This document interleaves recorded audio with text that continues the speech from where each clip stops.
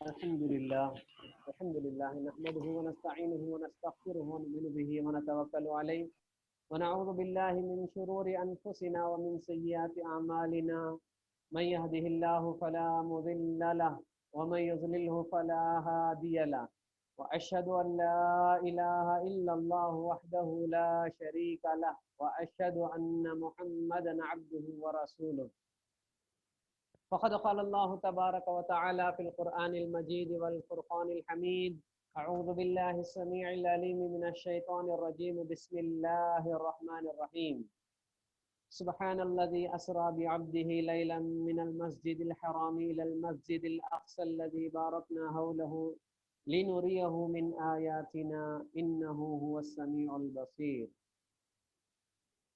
تعریف و توصیف، تعظیم و تکریم، حمد و ثنا اکیلا رب العالمین کے لیے زیبا اور مختص ہے، جو ساری کائنات کا اکیلا خالق و مالک ہے، جس نے مجھے اور آپ کو اشرف المخلوقات بنایا۔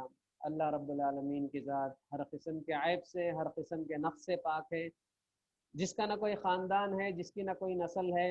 اللہ رب العالمین کی ذات ہمیشہ سے ہے، ہمیشہ رہے گی۔ اللہ کی ذات کو نہ زوال ہے، نہ فنا ہے، نہ ختم ہے۔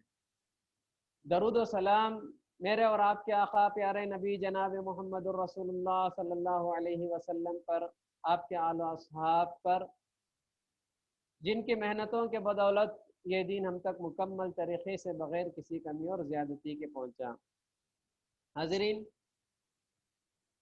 خلاصہ قرآن کے اس سلسلے میں انشاءاللہ 15ویں پارے کی مخصوص آیتوں کا خلاصہ انشاءاللہ آپ کی خدمت میں۔ جیسے 15ویں سورہ کا آغاز ہوتا ہے، 15ویں پارے کا آغاز ہوتا ہے، 15ویں پارے میں تقریباً دو صورتوں پر مشتمل ہے 15واں پارہ۔ یہ ایک سورہ بنی اسرائیل، اس کا ایک اور نام بھی ہے سورۃ الاسراء۔ سورہ اسراء بھی اسے کہا جاتا ہے، بنو اسرائیل بھی کہا جاتا ہے، کیونکہ بنو اسرائیل کا بھی اس میں تذکرہ ہے اور اسراء و معراج کا بھی اس میں تذکرہ ہے۔ اور دوسری سورت جو ہے وہ سورۃ الکہف ہے۔ دونوں مکی صورتیں ہیں۔ سورہ اسراء، سورہ کہف اور سورہ مریم، یہ سب وہ صورتیں ہیں جو پیارے نبی کی مکی زندگی میں، جب پیارے نبی کے زندگی کے حالات بڑے مشکل ترین حالات سے پیارے نبی گزر رہے تھے، اس وقت اللہ تبارک و تعالیٰ نے ان صورتوں کو نازل کیا اور پیارے نبی کو تسلی دی گئی۔ اور سورہ اسراء کے نزول کے بارے میں مفسرین کا قول یہ بھی ہے کہ جب اللہ کے نبی طائف کو جاتے ہیں، طائف کو جا کر پیارے نبی دعوت و تبلیغ کا کام کرتے ہیں، دعوت دیتے ہیں، تو طائف والوں نے پیارے نبی کا استقبال کرنے کے بجائے پیارے نبی کا استقبال پتھروں کے ذریعے سے کیا تھا۔ پیارے نبی کو مارا تھا، پیارے نبی پر پتھریں پھینکے تھے، پیارے نبی کو ذلیل کرنا چاہ رہے تھے، یہاں تک کہ پیارے نبی کے بدن سے اتنا خون رس کر پیارے نبی بے ہوش ہو گئے اور پیارے نبی جو ہے واپس مکہ لوٹتے ہیں۔ بہت سارے حالات برے تھے، یعنی ایک تو شیب ابی طالب کا حصار تھا، اس کے بعد طائف کا سفر تھا، اس کے بعد اللہ کے رسول کے چہیتی بیوی حضرت ختیجہ کا انتقال، پھر حضرت ابو طالب جو پیارے نبی کے ساتھ دینے والے چچا تھے، حضرت ابو طالب کا انتقال ہو گیا۔ ایک ساتھ اتنی ساری پریشانیوں میں پیارے نبی جب تھے تو پیارے نبی کو تسلی کے طور پر، پیارے نبی کا دل بہلانے کے لیے اللہ تبارک و تعالیٰ نے پیارے نبی کو اپنے پاس معراج کے لیے بلایا تھا۔ تو جیسے ہی 15ویں پارے کا آغاز ہوتا ہے، جس کا ترجمہ ہے سبحان الذی اسری بعبدہ لیلا من المسجد الحرام الی المسجد الاقصی الذی بارکنا حولہ، پاک ہے وہ ذات جو اپنے بندے کو رات ہی رات میں مسجد حرام سے مسجد اقصی تک لے گیا، جس کے آس پاس ہم نے برکت دے رکھی ہے، اس لیے کہ ہم اسے اپنے قدرت کے بعض نمونے دکھائیں۔ یقیناً اللہ تعالیٰ خوب سننے والا اور دیکھنے والا ہے۔ تو اللہ کے نبی کی زندگی میں جب مشکل ترین حالات سے پیارے نبی گزر رہے تھے تو پیارے نبی کو تسلی دلانے کے لیے اللہ تعالیٰ نے اپنے پاس بلایا۔ اس سورہ کو سورہ اسراء بھی کہا جاتا ہے، اس لیے کہ اسراء اور معراج دو الگ الگ چیزیں ہیں۔ صرف معراج نہیں ہوا پیارے نبی کا، اسراء بھی ہوا، معراج بھی ہوا۔ اسراء کسے کہتے ہیں؟ پیارے نبی چونکہ مکے میں تھے मक्के से लेकर बैतुल मुक़द्दस तक का जो सफ़र था इसे इसरा कहा जाता है। फिर बैतुल मुक़द्दस से आसमान का, जन्नत और जहन्नम का जो सैर था उसे मेराज कहा जाता है। ये दोनों अलग अलग चीज़ें हैं। तो इसरा क्या है? प्यारे नबी, तारीख़ में बहुत सारे इख्तिलाफ़ात थे, लेकिन मशहूर रिवायत यह है कि रजब के 27वीं रात को प्यारे नबी को मेराज के लिए बुलाकर ले जाया गया। हज़रत जिब्राइल अमीन आते हैं। रिवायतों के मुताबिक प्यारे नबी के सीने को जमजम के पानी से, प्यारे नबी के सीने को 2 मरतबा शक किया गया। ये जब प्यारे नबी हलीमा सादिया के बच्चों के साथ बकरी चरा रहे थे, तो बचपन की उम्र में 2 फरिश्ते आते हैं, प्यारे नबी को लिटाते हैं, प्यारे नबी के सीने को चीरते हैं, प्यारे नबी के दिल को निकालते हैं। उसके बाद प्यारे नबी के दिल को धोया जाता है। और ये मंजर हजरत हलीमा सादिया के बच्चे देख लेते हैं। देखकर हजरत हलीमा सादिया के पास जाकर कहते हैं। फिर हजरत हलीमा सादिया घबरा कर आती हैं, तो बच्चा सही सालिम रहता है। फरिश्ते उस वक्त तक जो है प्यारे नबी का सीना धोकर, प्यारे नबी का दिल धोकर जो है फिर से फिट करके हाथ फेरते हैं, मामूली जैसा था वैसा हो जाता है सीना, चले जाते हैं। एक बचपन में अल्लाह के नबी के साथ वाक़या हुआ। दूसरा शक़ सदर, प्यारे नबी जब एराज को गए थे, हज़रत जिब्राइल ने प्यारे नबी को लिटाया, फिर से वही काम हुआ, दिल को निकाला, जमजम के पानी में धोकर प्यारे नबी के दिल को उसी जगह रख दिया। असल में हर इंसान के बदन में शैतान का कुछ हिस्सा होता है। प्यारे नबी को शैतान का कोई वसवसा नहीं हो सकता, क्योंकि अल्लाह ताला ने कई लिहाज से हिफाजत की। और प्यारे नबी के दिल को 2 मरतबा धोया गया था जमजम के पानी से। तो इसरा व मेराज का वाक़या पेश आता है। बैतुल्लाह से बैतुल मुक़द्दस तक, जो उस ज़माने की मसाफत के हिसाब से कोई मामूली नहीं था। 40 दिन और 40 रातों की मसाफत थी। अगर कोई आदमी काबतुल्लाह से, मक्का से फ़लस्तीन जाना चाहता, मक्का से बैतुल मुक़द्दस जाना चाहता, तो उसके लिए तकरीबन 40 दिन 40 रातों की सफ़र तय करना पड़ता था। लेकिन अल्लाह तबारक व तआला ने जिब्राइल अमीन के साथ रात के कुछ हिस्से में प्यारे नबी को काबतुल्लाह से बैतुल मुक़द्दस पहुंचा दिया। इसे इसरा कहा जाता है। सुबहानल्लज़ी असरा असरा बिअब्दिही। तो अल्लाह तबारक व तआला ने काबतुल्लाह से बैतुल मुक़द्दस तक पहुंचाया। बैतुल मुक़द्दस जब हजरत प्यारे नबी जाते हैं, और ये सफ़र कैसे हुआ? रिवायतों के मुताबिक एक जानवर पर, जिसका नाम बुराक था। बुराक किसे कहते हैं? जो गधे से थोड़ा ऊंचा, खच्चर से, घोड़े से थोड़ा कम, खच्चर से थोड़ा कम। तो घोड़े, गधे और खच्चर के दरमियानी जो खत का जानवर था उसे बुराक कहा जाता है। और उसकी तेज रफ्तारी के बारे में अल्लाह के नबी ने कहा कि जब मैं देखता हूँ एक नज़र, मेरी नज़र जहाँ तक जाती है, जब खच्चर जो बुराक है वो जानवर एक कदम यहाँ रखता है, तो मेरी नज़र जहाँ ख़त्म होती दूसरा कदम वहाँ रखता था। इतनी तेज रफ्तार, यानी रॉकेट से भी ज़्यादा तेज रफ्तार वाला जानवर था वो बुराक। प्यारे नबी को ले जाया गया बैतुल मुक़द्दस में। प्यारे नबी को पहले जो है 2 चीज़ें पेश की गई पीने के लिए। प्यारे नबी ने दूध को पीने को पसंद किया, तो हज़रत जिब्राइल ने कहा आपने फितरत को पसंद किया, आपने फितरत को पसंद किया। प्यारे नबी ने दूध का प्याला पसंद किया और दूध पी लिया। उसके बाद रिवायतों के मुताबिक अल्लाह के नबी ने तमाम अनबिया को, हज़रत आदम अलैहिस्सलाम से लेकर हज़रत ईसा अलैहिस्सलाम तक जितने भी अनबिया आए, जैसा कि रिवायतों के मुताबिक कमो बेश 1,24,000 अनबिया अल्लाह ताला ने इस दुनिया में भेजे, तो प्यारे नबी ने तमाम नबियों की इमामत कराई। प्यारे नबी ने तमाम नबियों की जो है, तमाम नबी प्यारे नबी के मुक्तदी थे, और प्यारे नबी ने तमाम नबियों की इमामत फरमाई, नमाज पढ़ाई। नमाज पढ़ाने के बाद अब उसकी कैफियत क्या थी, इसके बारे में रिवायतों में नहीं, अल्लाह बेहतर जानता है उसकी कैफियत क्या थी, लेकिन प्यारे नबी ने तमाम नबियों को नमाज पढ़ाया। उसके बाद प्यारे नबी को आसमान की तरफ ले जाया गया। इसी को मेराज कहा जाता है। काबतुल्लाह से बैतुल मुक़द्दस तक के सफ़र को, जो रात के कुछ हिस्से में तय हुआ, इसरा कहते हैं। उसके बाद बैतुल मुक़द्दस से आसमान का सैर कराया गया, आसमान पर ले जाया गया, दुनियावी आसमान पर, तो उसे मेराज कहा जाता है। तो प्यारे नबी को जब मेराज कराया गया, प्यारे नबी दुनियावी आसमान जो हमको नजर आता है, इस आसमान पर पहुंचते हैं जिब्राइल अमीन के साथ। आसमान का दरवाजा बंद पाते हैं। हजरत जिब्राइल ने आसमान के दरवाजे को खटखटाया। जब दरवाजे को खटखटाया तो अंदर से फरिश्तों की आवाज आई, कौन हो? कहा कि जिब्राइल हो। पूछा गया आपके साथ कौन है, आपके साथ कोई और है? अल्लाह के हजरत जिब्राइल ने कहा हाँ, मेरे साथ अल्लाह के हबीब मोहम्मद सल्लल्लाहु अलैहि वसल्लम है। तो अंदर से ये सवाल पूछा गया कि अल्लाह ताला की इजाजत थी उनको लाने की? हजरत जिब्राइल ने कहा हाँ। उस वक्त दरवाजा खोला गया। हजरत जिब्राइल और प्यारे नबी पहले आसमान पे कदम रखते हैं, और पहले आसमान पे अबुल अनबिया, तमाम नबियों के बाप, हमारे बाप हजरत आदम अलैहिस्सलाम से प्यारे नबी की मुलाकात होती है।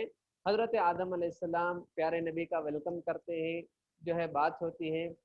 उसके बाद दूसरे आसमान, जैसा कि अल्लाह ताला कहता है कि 7 आसमान अल्लाह ताला ने बनाए, तो दूसरे आसमान तक ले जाए जाते हैं।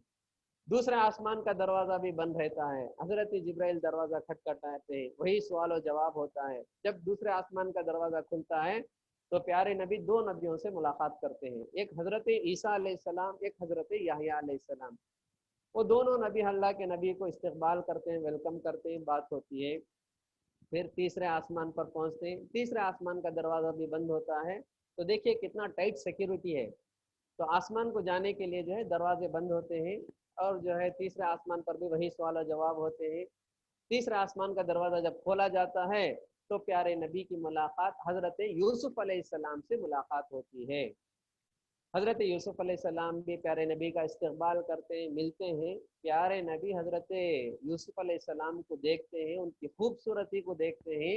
फिर अल्लाह के नबी ने प्यारे नबी की खूबसूरती, हजरत यूसुफ की खूबसूरती को बयान करते हुए कहा कि ऐसा लगता है कि आधी दुनिया की खूबसूरती अल्लाह ताला ने यूसुफ अलैहिस्सलाम को दे दिया है। इतने हसीन, इतने जमील, इतने खूबसूरत हजरत यूसुफ अलैहिस्सलाम थे। लेकिन प्यारे नबी भी कोई मामूली खूबसूरत नहीं थे। सहाबा जैसा फरमाते हैं, प्यारे नबी की खूबसूरती का अंदाजा हम कैसे बताएं। एक मर्तबा 14वीं रात का चांद था, प्यारे नबी हमारे सामने बैठे हैं, हम 14वीं रात के चांद, जिसे बदर का चांद कहा जाता है, 14वीं रात के चांद, उसकी रोशनी को देख रहे हैं, प्यारे नबी के चेहरे की रोशनी को देख रहे हैं। एक तरफ चांद की रोशनी, एक तरफ प्यारे नबी के चेहरे की रौनक, प्यारे नबी के चेहरे का नूर। हम लोग जो है फैसला कर नहीं पा रहे थे कि कौन सबसे ज्यादा खूबसूरत है, लेकिन आखिरकार हमारे जबान से बात निकली। हमने चांद को मुखातब होकर कहा, ऐ चांद तू भी खूबसूरत है, तेरी रोशनी भी खूबसूरत है, प्यारे नबी का चेहरा भी इतना खूबसूरत है, लेकिन हम कहते हैं कि तू प्यारे नबी के सामने कमतर है, क्योंकि जैसे सुबह होगा तेरी खूबसूरती, तेरी रौनक चले जाएगी, लेकिन प्यारे नबी के चेहरे की रौनक कभी नहीं जा सकती। तो प्यारे नबी सबसे आला मकाम, ऊंचा मकाम रखते थे खूबसूरती में, चांद से भी ज्यादा, 14वीं रात के चांद से भी ज्यादा प्यारे नबी खूबसूरत थे। साहबा का ये कौल जो है अहादीस में नकल है। तो तीसरा आसमान में हजरत यूसुफ अलैहिस्सलाम से मुलाकात होती है। फिर चौथे आसमान को पहुंचते हैं, वही सवाल और जवाब होता है। चौथे आसमान में हजरत इदरीस अलैहिस्सलाम से मुलाकात होती है। फिर 5वें आसमान में जाते हैं, हजरत हारून अलैहिस्सलाम से मुलाकात होती है। 6ठे आसमान में जाते हैं, हजरत मूसा अलैहिस्सलाम से मुलाकात होती है। 7वें आसमान में, लेकिन तमाम आसमानों में यही सवाल और जवाब का सिलसिला होता है। 7वें आसमान में अबुल अनबिया हजरत इब्राहिम खलीलुल्लाह अलैहिस्सलाम से प्यारे नबी की मुलाकात होती है। काफ़ी देर तक जो है आपस में बात करते हैं, प्यारे नबी को बड़ा अच्छा लगता है। उसके बाद हजरत जिब्राइल प्यारे नबी को जन्नत का सैर कराते हैं, जन्नत की नियामतों का तस्करा है, और जन्नत की बहुत सारी तफसीलात आए हैं। वक्त की कमी की वजह से उसके बारे में जो है हम बात नहीं करेंगे। बहुत सारे मनाजिर प्यारे नबी देखते हैं। और उसके बाद जहन्नम को दिखाया जाता है, जहन्नम की हौलनाकी, जहन्नम का अजाब, जहन्नम की गर्मी, जहन्नम की शिद्दत, जहन्नम में होने वाली हौलनाक अजाब, और वहाँ किन किन लोगों को क्या क्या अजाब दिया जाएगा, बड़े तफसील से प्यारे नबी को दिखाया जाता है। अब जो है सिदरतुल मुंतहा एक मकाम है, सिदरतुल मुंतहा नाम से एक मकाम है, वहां तक हजरत जिब्राइल प्यारे नबी के साथ होते हैं। फिर कहा इसके आगे एक कदम भी मैं नहीं रख सकता, मुझे परमिशन नहीं है। ए अल्लाह के नबी, अल्लाह ने आपको ये मकाम दिया, आप इससे भी जाओ। अल्लाह अकबर। सोच कर देखिए प्यारे नबी का कितना बड़ा मकाम है, जहाँ हजरत जिब्राइल अमीन जो फरिश्तों के सरदार है, उनको जाने की इजाजत और उनको जाने का हुक्म नहीं, प्यारे नबी को उनसे आगे जाने का हुक्म दिया गया। प्यारे नबी आगे जाते हैं, यहाँ तक कि अल्लाह तबारक व तआला के बहुत करीब होते हैं। कितना करीब होते हैं, अल्लाह ताला ने कुरान मजीद में फरमाया, फ़कान क़ाब क़ौसैन औ अदना फ़अौहा इला अब्दिही मा औहा। अल्लाह तबारक व ताला से प्यारे नबी इतने करीब हो गए, इतने करीब हो गए, कितना, जो एक तीर का जो कमान होता है, उसका एक तीर का कमान या दो तीर के कमान का जो डिस्टेंस है, इतना कम डिस्टेंस में बहुत करीब हो गए प्यारे नबी अल्लाह ताला से। और फ़अौहा इला अब्दिही मा औहा, अल्लाह ताला ने और प्यारे नबी ने बहुत बात की। अल्लाह ताला और अपने हबीब से जो है काफ़ी देर तक बात करता है। प्यारे नबी का दिल छकने के हद तक जो है अल्लाह ताला बात करता है, बहुत देर तक बात होती है। आम तौर पर लोगों का इसमें एक अकीदा है कि मेराज के मौके पर जाकर अल्लाह ताला ने, प्यारे नबी ने अल्लाह ताला को देखा है। ये एक अलग अकीदा है, ये एक अलग टॉपिक है। मुख्तसर तौर पर यह कि अल्लाह के नबी ने मेराज के मौके पर अल्लाह ताला को नहीं देखा, क्योंकि अल्लाह ताला खुद कुरान मजीद में फरमाता है इन्नहु ला युद्रिकुल अब्सार व हुवा युद्रिकुल अब्सार। अल्लाह ताला ने दुनियावी इंसानों को जो आंख दी है, इन आंखों में वो ताकत नहीं दी कि वो अल्लाह ताला को देख सके, अल्लाह ताला की नूर को बर्दाश्त कर सके। जैसा कि मूसा अलैहिस्सलाम ने भी ख्वाहिश का इजहार किया, लेकिन मूसा अलैहिस्सलाम भी जो है देख नहीं सके, बेहोश होकर गिर जाते हैं, बाद में अल्लाह ताला से माफ़ी मांगते हैं। तो दुनिया में किसी ने आज तक अल्लाह ताला को नहीं देखा। हाँ, जन्नत में जाने के बाद जन्नती अल्लाह ताला को देखेंगे। बहुत सारी नियामतों का तस्करा है। उसके बाद कहा कि जन्नती जन्नत में अल्लाह तबारक व तआला को देखेंगे। सहाबा ने ये शक का भी इजहार किया, अल्लाह के शक नहीं, एक अल्लाह के नबी से एक सवाल किया, अल्लाह ताला को सारे मोमिनीन कैसे देख सकेंगे? तो अल्लाह के नबी ने मिसाल देकर कहा कि जिस तरह 14वीं रात के चांद को तुम देखते हो, हर आदमी 14वीं रात के चांद को देखता है, देखने में किसी को तकलीफ नहीं होती है, इस तरह जन्नत में जन्नती अल्लाह ताला को देखेंगे। और रिवायतों के मुताबिक अल्लाह ताला जन्नतियों को सारे नियामतें देकर कहेगा, जो जन्नत में जो जो वादा किया गया सब दे दिया जाएगा। जन्नतियों से पूछेगा, ऐ जन्नतियों क्या सारी नियामतें तुमको मिल गई? जन्नती कहेंगे हाँ अल्लाह सब मिल गई, किसी चीज़ की कमी है? कोई चीज़ की कमी नहीं है। फिर अल्लाह कहेगा नहीं नहीं, एक चीज़ की कमी है। जो है इंसान जन्नती परेशान हो जाएंगे, ये सारी नियामतें मिल गई, फिर किस चीज़ की कमी है?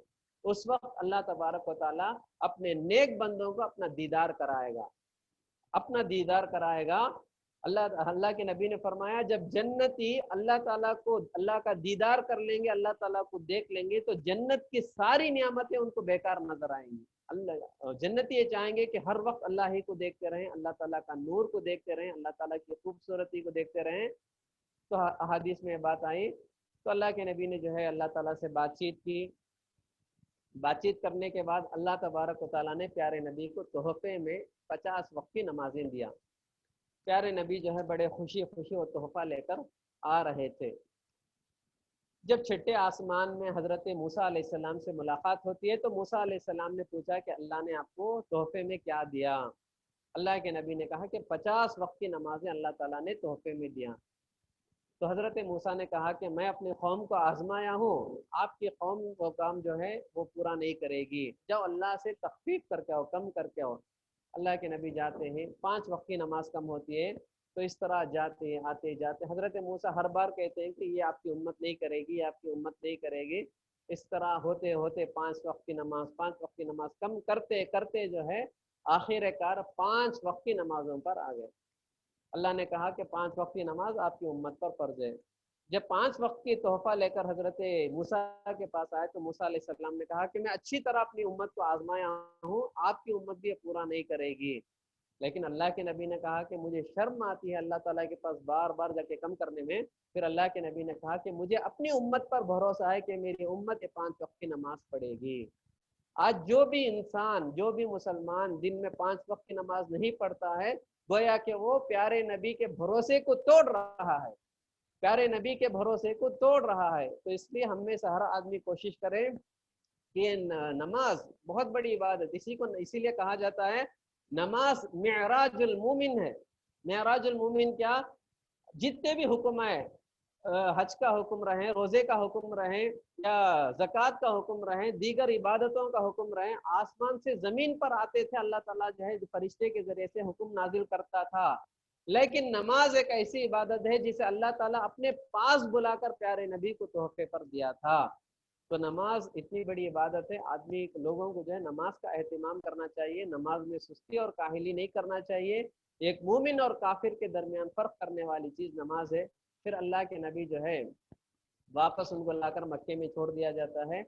दूसरे दिन सुबह में جب اللہ کے نبی نے اسراء و معراج کا سارا واقعہ بیان کیا تو مکے والوں نے پیارے نبی کا مذاق اڑانا شروع کر دیا، پیارے نبی کا مذاق اڑانا شروع کر دیا۔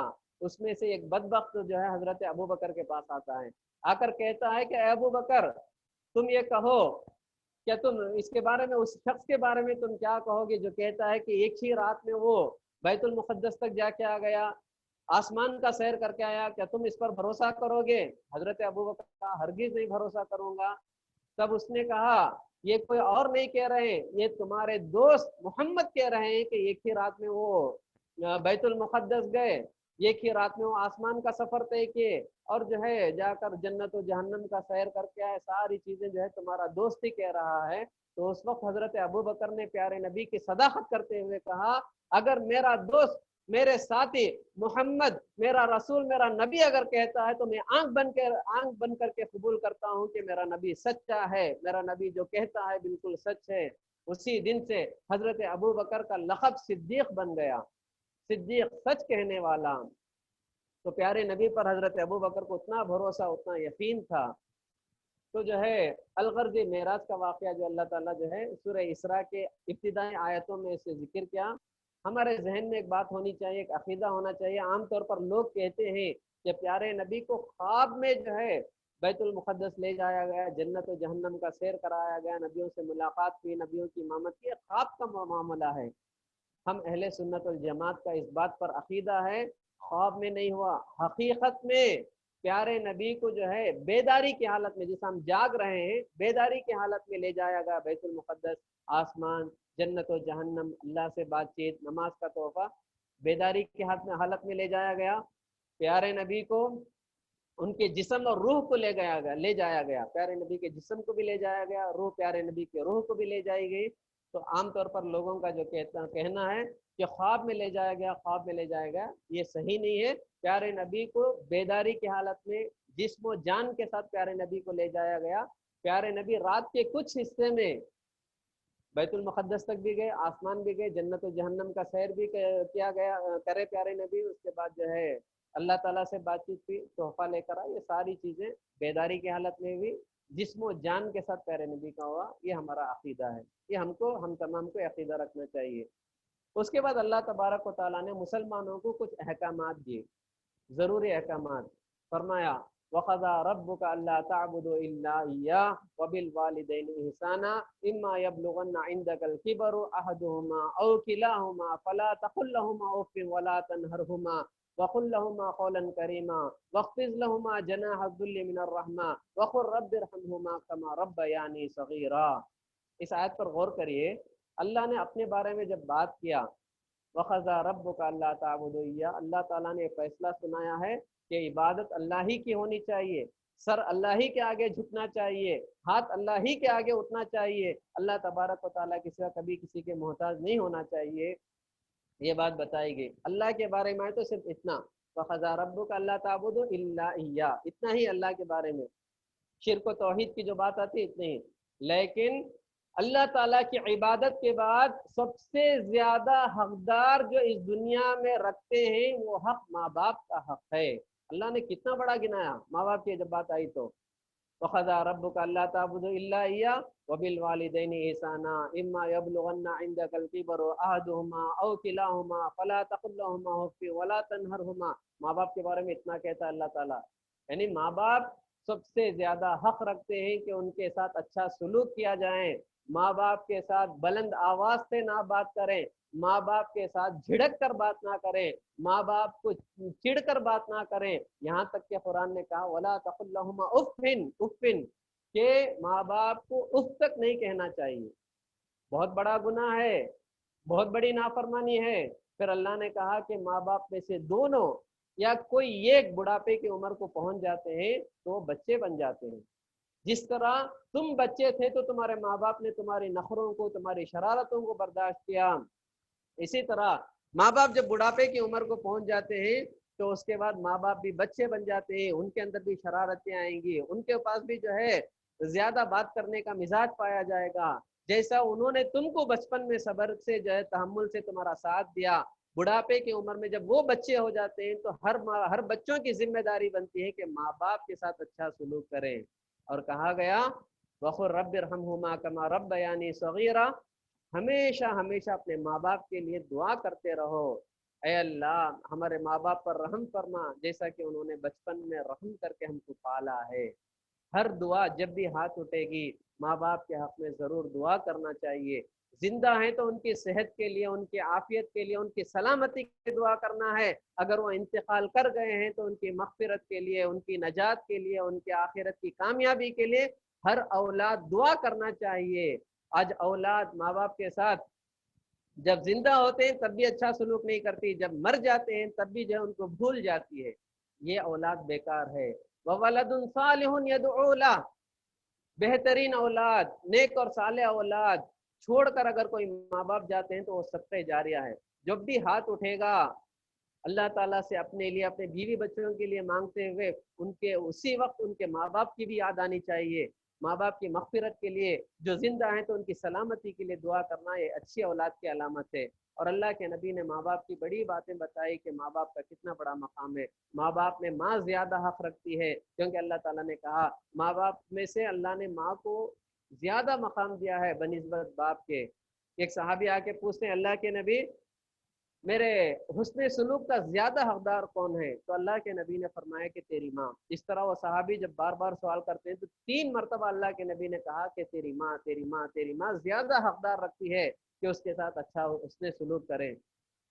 उसके बाद फिर से जब सहाबी ने चौथी मरतबा पूछा तो अल्लाह के नबी ने कहा कि तेरा बाप, क्योंकि माँ के बनिस्बत बाप के बनिस्बत माँ की मेहनत ज्यादा होती है। अल्लाह ने कुरान में कहा हमलत हो उम्मुहु वहनन अला वहन, कि उसकी माँ जो है बड़ी तकलीफ़ें सहती है। जब हमल की मुद्दत होती है बड़ी तकलीफ़ें सहती है, हमल का बोझ उठाती है। उसके बाद बच्चे के दूध पिलाने की जिम्मेदारी होती है, रातों को जाकर बच्चों को जो है देख लेती है। और इसके अलावा जो है बच्चों के पाल पोसने में, बच्चों को बड़ा करने में माँ का बड़ा रोल होता है। इसलिए जो है माँ को ऊंचा मकाम दिया गया बनिस्बत बाप के। और बाप का भी जो है मकाम है, इसीलिए अल्लाह के नबी ने फरमाया रिज़ल रब फी रिज़ल वालिदैन व सख्तुर रब फी सख्तिल वालिदैन। अगर आप दुनिया भर की नेकियां कर लो, नमाज पढ़ लो, रोजे रख लो, दीगर इबादतें कर लो, अगर आपके माँ बाप आपसे नाराज हैं तो अल्लाह ताला भी नाराज रहेगा, अल्लाह भी नाराज रहेगा।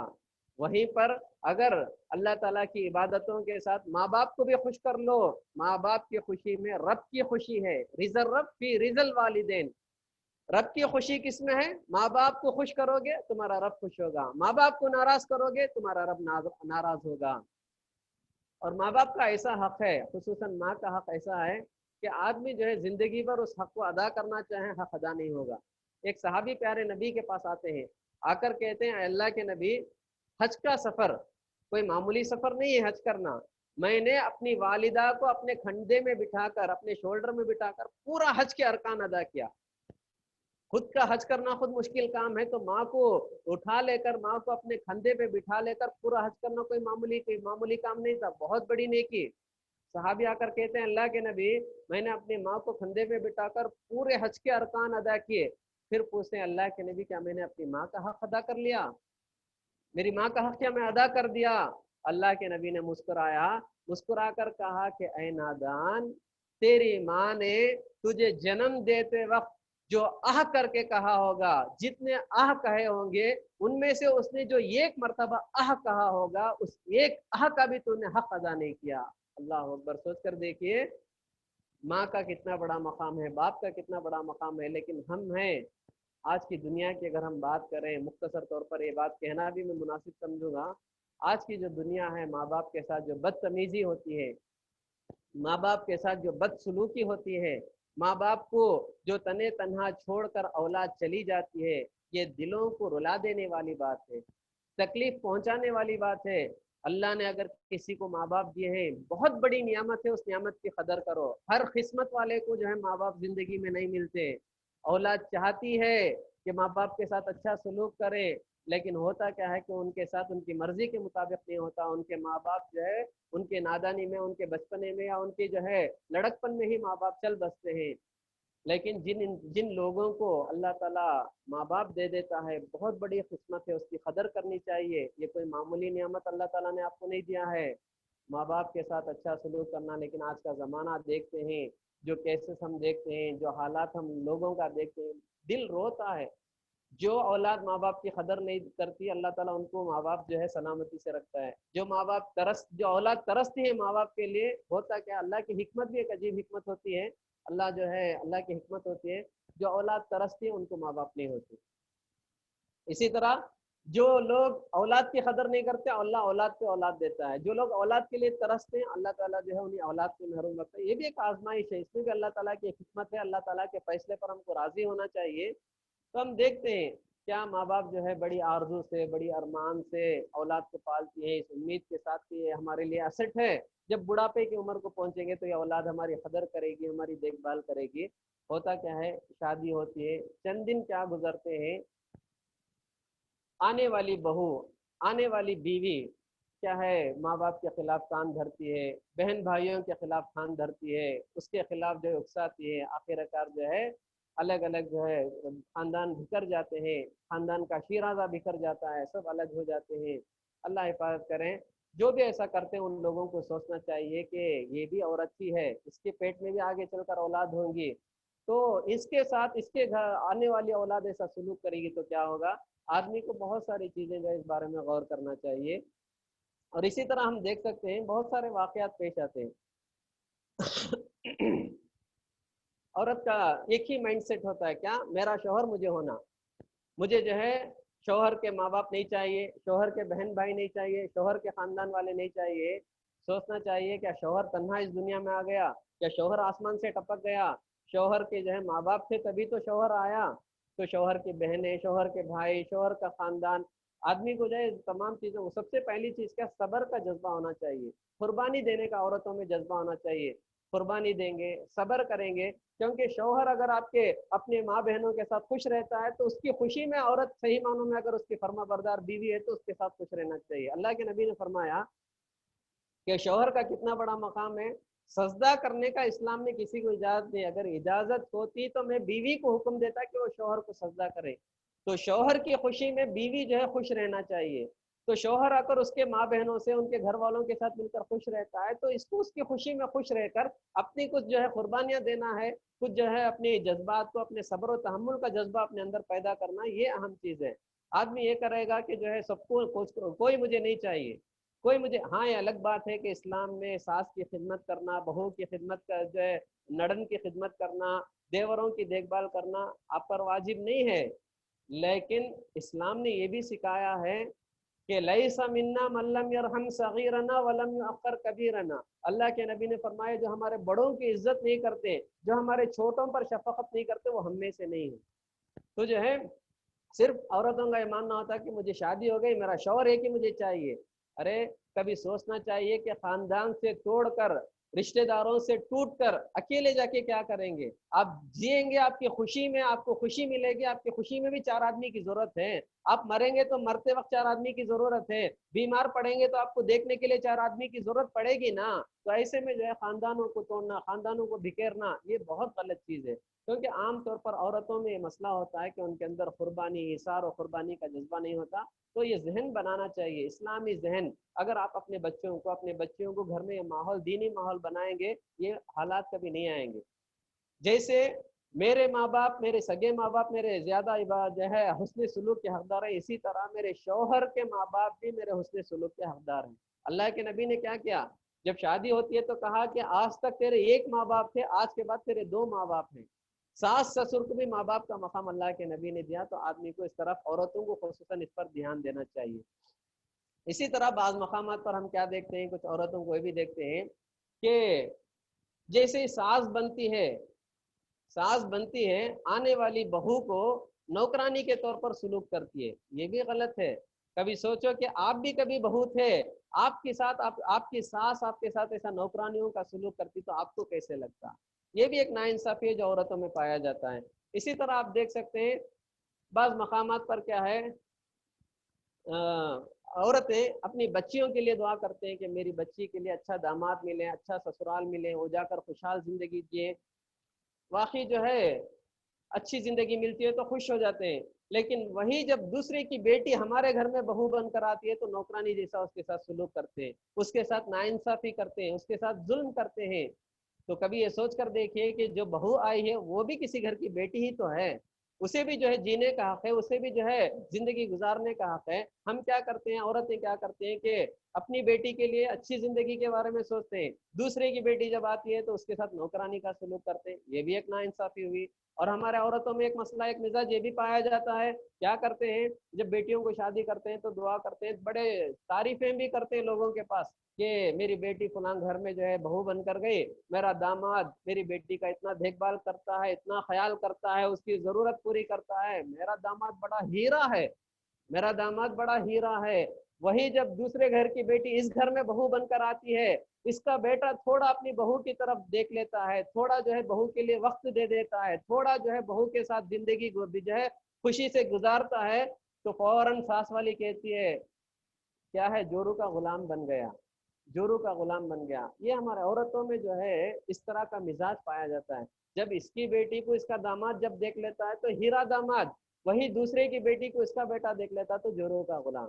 ये सब नाइंसाफियां हैं, ये सब जुल्म है जो औरतें आपस में एक दूसरे पर जुल्म करती हैं।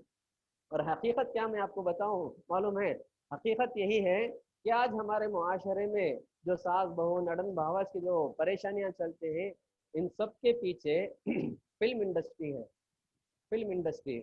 क्योंकि हमने जो है कुरान पढ़ना छोड़ दिया, हदीसों को पढ़ना छोड़ दिया, इस्लामिक किताबें पढ़ना छोड़ दिया। इस्लाम क्या मिजाज पेश करता है, एक जॉइंट फैमिली का इस्लाम क्या मिजाज पैदा करता है, सब एक साथ मिलके जीने का जो मजा है, जैसा कि कहा जाता है कोड़ी वांडाल कोड़ी नन्मैगल, जब मिलकर जीते हैं जॉइंट फैमिली में उसके बहुत सारे फायदे हैं। लेकिन हर आदमी आज अलग अलग अपनी दुनिया बसाना चाहता है, जिससे बहुत सारे नुकसानात हैं, बहुत सारे नुकसानात हैं। इसके पीछे वजह क्या है, वजह यही है कि हमारी औरतें टेलीविजन में सारा दिन बैठे रहती है। सास बहू को कैसे गिराना उसके लिए एक अलग ड्रामा होता, बहू सास को कैसे, सास के खिलाफ कैसे साजिश करना उसके खिलाफ एक ड्रामा होता, शौहर बीवी के दरमियान झगड़ा कैसे पैदा करना उसके लिए एक ड्रामा होता। सीरियल शुरू होता है रात के 11-12 तक, घर में कंटिन्यू एक के बाद एक, एक के बाद एक। आज हमारे मुसलमान मुआशरे में या हिंदुस्तान की अगर हम बात करें, सारे घरों की तबाही की सबसे बड़ी वजह यही सीरियल्स हैं, यही डेली शॉप्स हैं, सोप्स हैं, जिससे घरों उजड़ जाते हैं, वेस्टर्न कल्चर को लाने की कोशिश करते हैं। वो एक ड्रामा है, वो ड्रामा को देखकर ये अपनी जिंदगी में ऐसे ही फॉलो करने जो है कोशिश करते हैं। ये तमाम चीजें आदमी को एहतियात करना चाहिए, ये तमाम गलत चीजें हैं, ये तमाम गलत चीजें हैं जिससे खानदान का शिराजा बिखर जाता है, खानदान खानदान नहीं रहता। इसी तरह अल्लाह ने कहा कि बच्चों को कहा कि वालिदैन के साथ इंसाफ करो, वालिदैन के साथ अच्छा सलूक करो, तो माँ बाप को भी चाहिए कि बच्चों के साथ इंसाफ करे, बेटे को एक नज़र से देखना, बेटी को एक नज़र से देखना, जो बेटा अच्छा कमाता है उसे एक नज़र से देखना, जो बेटा कम कमाता है उसे अलग नज़र से देखना। अगर हम बचपन ही से बच्चों को अलग अलग नज़र से देखेंगे, नाइंसाफ़ी की नज़र से देखेंगे, कल ये औलाद हमारे साथ नाइंसाफ़ी करती है। आज जैसा हम अपने माँ बाप के साथ सलूक करेंगे, हमारी औलाद से जैसा हम सलूक करेंगे, कल आगे चलकर हमारी औलाद हमारे साथ ऐसा सलूक करेगी। ये तमाम चीजें जो हमारे मुआशरे में पाई जाती हैं, आदमी को ध्यान देना चाहिए। अल्लाह ताला ने एक लंबी लिस्ट गिनाई कि जो है माँ बाप के साथ अच्छा हुस्न सलूक करो। उसके बाद अल्लाह तबारक व तआला ने कहा कि रिश्तेदारों का हक अदा करो, यतीमों का हक अदा करो, मिस्किनों का हक अदा करो।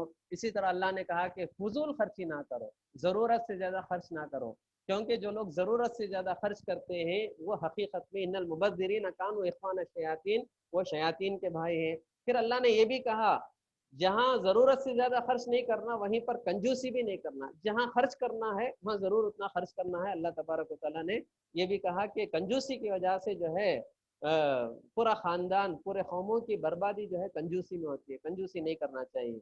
इसी तरह अल्लाह ताला ने कहा कि बच्चों को कत्ल ना करो। बच्चों को कत्ल करना, वो ज़माना क्या था कि बेटियां पैदा होती तो जाके जिंदा दफन कर देते थे। आज क्या करते हैं माँ बाप, जब मालूम हुआ कि हमल ठहर गया है, जाके दवाइयाँ खिलाकर अबॉर्शन करके जो है बच्चों को कला देते हैं। ये भी बहुत बड़ा जुर्म है। अगर हमल ठहर गया, कलाने की इजाज़त नहीं। और खासकर ये और बड़ा जुर्म है, मालूम हुआ कि बच्ची है हमल में, मतलब जो हमल के थैली में बच्ची है, लड़की पैदा होने वाली है, तो उसके बाद जो है अबॉर्शन करना, ये बहुत बड़ा जुर्म है। इसके अलावा लोग क्या करते हैं, औलाद को नहीं बढ़ाना इसलिए जो है हमल ठहरने के बाद जाकर उसे दवाई खा के कला देते हैं या अबॉर्ट कर देते हैं। ये भी बहुत बड़ा जुर्म है। अल्लाह ने कहा कि बच्चों को कत्ल ना करो। उसके बाद کہا کہ یتیموں کا مال نہ کھاؤ، وعدے پورا کرو، ناپ تول میں کمی نہ کرو، بیکار چیزوں کے پیچھے اپنا وقت ضائع نہ کرو۔ پھر اللہ نے کہا کہ زمین میں اکڑ کر نہ چلو۔ اللہ نے سورہ بنی اسرائیل میں یہ بات بھی کہا کہ زمین پر کبھی اللہ نے آپ کو دولت دی ہوگی، خوبصورتی دی ہوگی، علم دیا ہوگا، آپ کو کرسی دیا ہوگا، شہرت، مقام اور مرتبہ دیا ہوگا، اللہ تبارک و تعالیٰ نے کہا کہ کبھی زمین میں اکڑ کر نہ چلو، فخر نہ کرو، کیونکہ تمہارے اکڑنے کی وجہ سے نہ زمین پھٹ سکتی ہے، نہ تم آسمان پر پہنچ سکتے ہو، نہ پہاڑ کی بلندیوں پر پہنچ سکتے ہو۔ جب کچھ بھی نہیں ہوتا تو اکڑ کے کیا فائدہ؟ اکڑنے والوں کا انجام کیا کیا ہوا آپ لوگوں نے قرآن میں سنا۔ فرعون کو دیکھ لو، حامان کو دیکھ لو، قارون کو دیکھ لو، یہ اپنی کرسی کے، اپنے حکومت کے، یہ اپنے مال کے نشے میں کیا کچھ نہیں کیے، سب کچھ بیکار ہو گیا، سب کچھ برباد ہو گیا۔ تو اکڑنے والے کبھی جو ہے کامیاب نہیں ہوتے۔ اللہ تعالیٰ نے اس بات کا بھی اس میں ذکر کیا۔ پھر کہا کہ عاجزی کے ساتھ چلو، لوگوں کے ساتھ محبت سے پیش آؤ، یہ بہت اہم چیز ہے۔ اللہ تبارک و تعالیٰ نے سورہ بنی اسرائیل میں ایک لمبی فہرست جو ہے آداب و اخلاق کے بارے میں بتایا۔ اس کے بعد سورہ کہف ہے۔ سورہ کہف میں اللہ تبارک و تعالیٰ نے، سورہ کہف کے بارے میں اگر ہم بات کریں تو سورہ کہف اللہ کے نبی ہر جمعہ سورہ کہف کی تلاوت کرتے تھے، اور سورہ کہف کی تلاوت کی طرف لوگوں کو ابھارتے تھے۔ تو آدمی جو ہے جمعہ کے دن سورہ کہف کی تلاوت کرنا، اور اللہ کے نبی نے فرمایا جو لوگ سورہ کہف کے ابتدائی 10 آیتیں حفظ کر لے گا، یاد کر لے گا، اللہ تبارک و تعالیٰ دجال کے فتنے سے اسے بچائے گا۔ سورہ کہف، کہف کا معنی غار۔ یہ غار کیا ہے؟ یہ کچھ نوجوان تھے جو ایک بستی میں، دقیانوس کے نام سے ایک بادشاہ تھا، وہ کافر تھا، لوگوں کو کفر کی طرف بلا رہا تھا، شرک کی طرف بلا رہا تھا، لیکن چند نوجوان مسلمان ہوتے ہیں، اللہ تبارک و تعالیٰ ان کے دل کو، وربطنا علی قلوبہم، ان کے دل کو اللہ تعالیٰ مضبوط کرتا ہے۔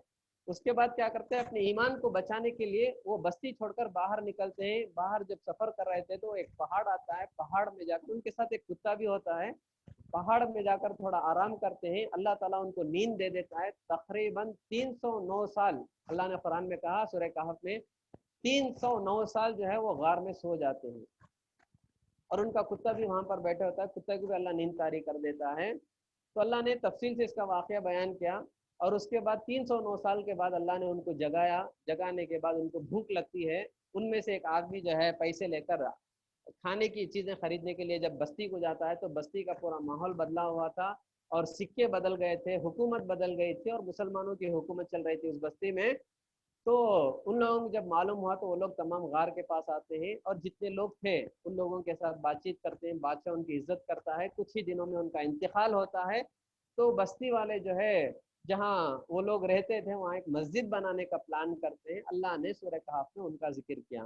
تو کہنا یہ ہے کہ اللہ تبارک و تعالیٰ بڑی قدرت والا ہے، جب جسے چاہے، جیسا عزیر علیہ السلام کا قصہ ہم نے سنا، 100 سال ان کو سلا دیا، اصحاب کہف کو 309 سال سلا دیا، عیسیٰ علیہ السلام کو اللہ نے آسمان کی طرف زندہ اٹھا لیا۔ تو یہ اللہ کی قدرت ہے۔ اللہ تعالیٰ دنیا والوں کو بتانا چاہتا ہے، اللہ جسے چاہے زندگی دیتا ہے، جسے چاہے رات کو سو کر صبح میں اٹھاتا ہے، جسے چاہے 309 سال، جسے چاہے 100 سال سلا سکتا ہے، جگا سکتا ہے۔ اللہ تعالیٰ کے لیے کوئی مشکل نہیں۔ بالکل اسی طرح انسان مر گیا تو دوبارہ زندہ کرنا اللہ کے لیے کوئی مشکل کام نہیں ہے۔ تو اللہ تبارک و تعالیٰ نے یہ بات بتائی۔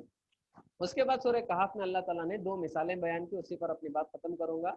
2 مثالیں بیان کی۔ پہلی مثال اللہ نے کہا کہ 2 بھائی تھے، 2 بھائی، اس میں سے ایک بھائی بڑا مالدار تھا، اللہ نے اسے باغ دیے، اللہ نے اسے اناج دیا، اللہ تعالیٰ نے غذاؤں کا انتظام کیا، اس کے پاس پراپرٹیاں تھیں، بڑے اچھی زندگی جی رہا تھا۔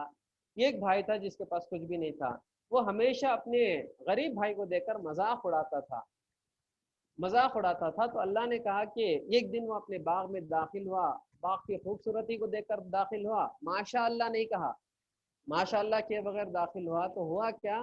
اللہ تعالیٰ کے عذاب کا شکار ہو گیا، پورا باغ جل گیا، تہس نہس ہو گیا، برباد ہو گیا۔ اسی لیے اللہ کے نبی نے کہا جب بھی تم کو کوئی بھی چیز اچھی لگتی ہے، اگرچہ کہ تمہاری اولاد خود تم کو اچھی لگتی ہے، تو ماشاء اللہ کہو، کیونکہ ہر ایک کی نظر کبھی بھی لگ سکتی ہے۔ اللہ کے نبی نے فرمایا انسان تو ان جنات کی بھی نظر لگتی ہے، جنات کی بھی نظر لگتی ہے۔ تو ہمیشہ آدمی جو ہے اللہ تعالیٰ کی حفاظت میں رہنا ہے تو ماشاء اللہ کہتے رہنا ہے۔ دوسروں کی چیز بھی آپ کو اچھی لگی تو ماشاء اللہ کہنا چاہیے، ورنہ نظر لگ جاتی ہے۔ اللہ تعالیٰ نے یہ بات کہا۔ دوسرا واقعہ اللہ نے ایک مثال دیا۔ مثال کیا؟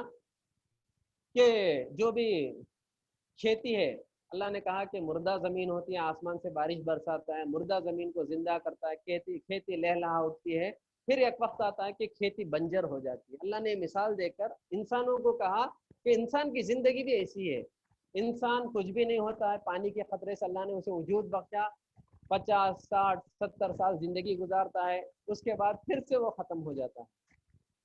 تو جیسا یہ کھیتی ایک مختصر مدت کے لیے لہلہاتی ہے، سرسبز و شاداب ہوتی ہے، بڑا آنکھوں کو اچھا لگتا ہے دیکھنے میں، کھیتی جب ہری بھری ہوتی ہے، بالکل انسان کی زندگی میں جوانی ہے۔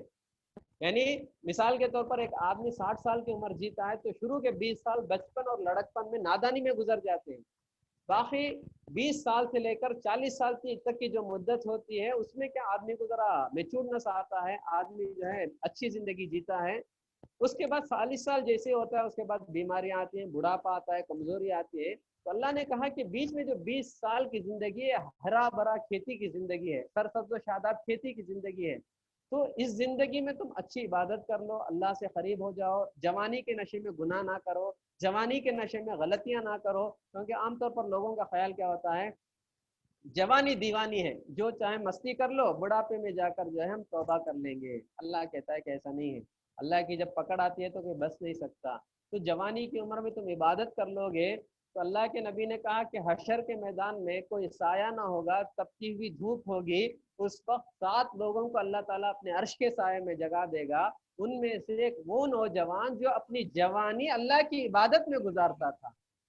تو ہم لوگ اللہ تعالیٰ نے جوانی دی ہے تو جتنا ہو سکے اللہ کی عبادت میں گزارنا چاہیے۔ زندگی میں جوانی کی عبادت کا اللہ کے پاس بہت اونچا مقام ہے، اور جو ہے اللہ نے مثال دیا کہ زندگی کی مثال ایک کھیتی کی جیسی ہے، کچھ مدت کے لیے سر سبز و شاداب ہرا بھرا ہوتا ہے، پھر بنجر ہو جاتی ہے۔